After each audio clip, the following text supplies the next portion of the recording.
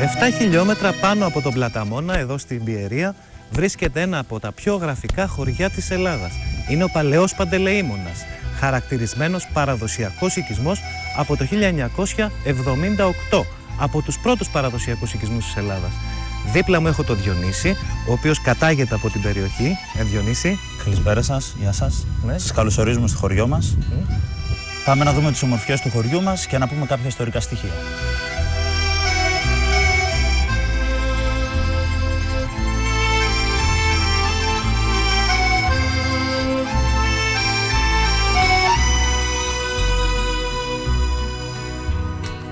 Εδώ είμαστε στην είσοδο του χωριού. Το χωριό έχει χτιστεί σε υψόμετρο 700 μέτρων από την στάθμη της θάλασσας. Τα πρώτα σπίτια γίνανε περί τα τέλη του 14ου αιώνα και το χωριό κατοικήθηκε γύρω στο 1700.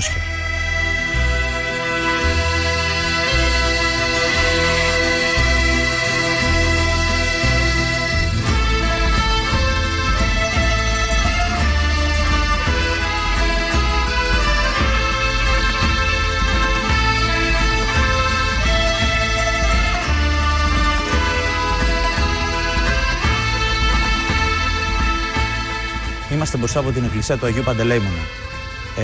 Περίπου στο 1700, λόγω μιας επιδημίας που υπήρχε στην περιοχή, οι κάτοικοι ανεβήκανε από την περιοχή που είναι σήμερα ο Πλαταμόνας στον οικισμό που είμαστε τώρα, κάνοντας ένα τάμα στον Άγιο Παντελεήμωνα για να τους προστατεύσει από την επιδημία.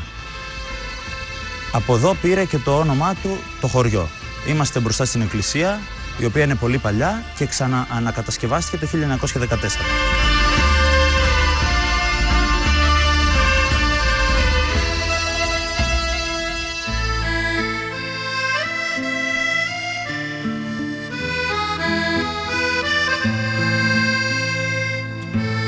Είναι η παραδοσιακή μακεδονίτικη αρχιτεκτονική. Τα κύρια χαρακτηριστικά είναι η πέτρα και το ξύλο, όπως μπορούμε να δούμε, τα μικρά ξύλινα μπαλκόνια και τα μικρά ξύλινα ανοίγματα. Φυσικά, απαραίτητη είναι η κατασκευή ξύλινης στέγης για τη διατήρηση της ομοιομορφίας του οικισμού.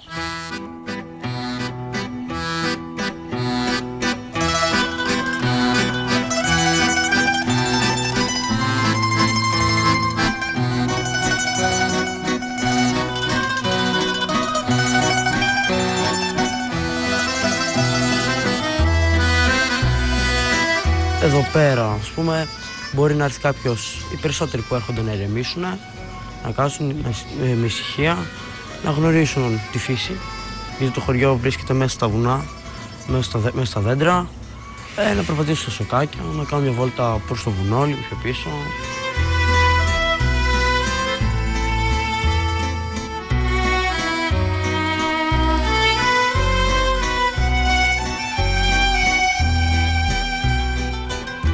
Βασικά είναι ότι είναι όλο ανακοινισμένο στο το αρχιτεκτονικό, το παλιό που ήταν το μακεδονίτικο.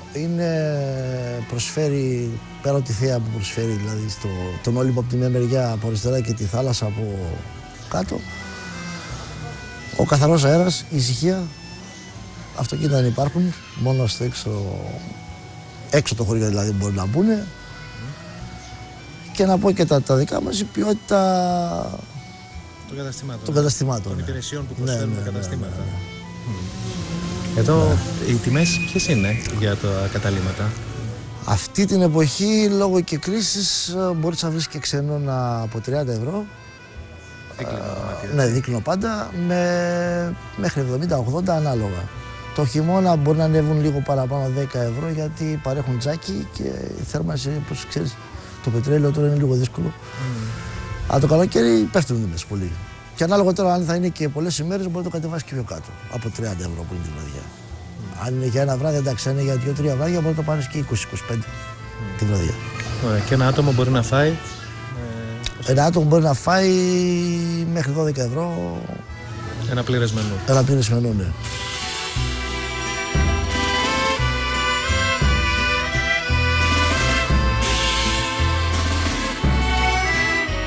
Πατάμε συνεχώς σε στενά δρομάκια, τα οποία είναι όλα πλακόστρωτα.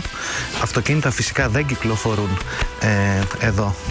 Ακριβώς. Η κυκλοφορία σε όλο το χωριό σχεδόν γίνεται μέσα από πλακόστρωτα γκαλντερίμια, στενά κατά κύριο λόγο, τα οποία προσδίδουν αυτόν τον παραδοσιακό χαρακτήρα στο χωριό. Και δεν υπάρχουν και πουθενά και καλώδια, βλέπετε, δηλαδή πουθενά. Όλα αυτά είναι υπόγεια, έτσι ηλεκτροδοτήθηκε ολόκληρος ο οικισμός.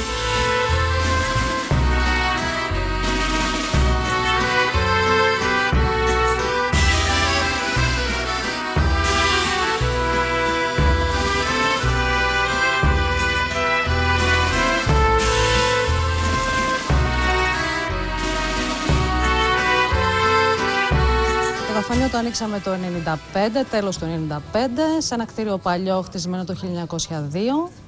Το αναπαλαιώσαμε.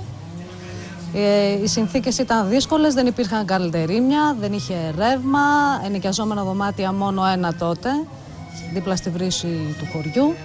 Η επισκεψιμότητα του κόσμου ήταν αυθημερών και συνήθως από Θεσσαλονίκη. Το 2000 μετά ήρθε το ρεύμα, αφού εντάχθηκε το χωριό σε ένα πρόγραμμα Leader. Και αυτή ήταν η χρονιά ορόσημο για να ξαναγεννηθεί το χωριό. Ναι, άρχισε μετά να αναπτύσσεται, γίνανε αρκετά μαγαζιά, ταβέρνες, ξενώνες, μαγαζάκια με είδη λαϊκής τέχνης και είχε κόσμο, πάρα πολύ, από Έλληνες κατά 90%. Στο παλιό Παντελεήμονα έχει περίπου 200 κλίνες αυτή τη στιγμή, δυναμικότητα. Πιστεύω ότι είναι από τα πιο όμορφα χωριά στην Ελλάδα, γιατί έχει αυτό το ατού, είναι άμεσα προσβάσιμο. Έχεις δίπλα στον Όλυμπο, τη θάλασσα σε 5 λεπτά. Είναι προορισμός ιδανικός και για χειμώνα και καλοκαίρι, για προσωπική μου άποψη. Μέσα σε 5 λεπτά από την εθνική, από την παραλία, αλλάζει τελείως παραστάσεις. Έρχεσαι σε ένα μέρος μαγευτικό κατά την προσωπική μου εκτίμηση, ήρεμο, γραφικό.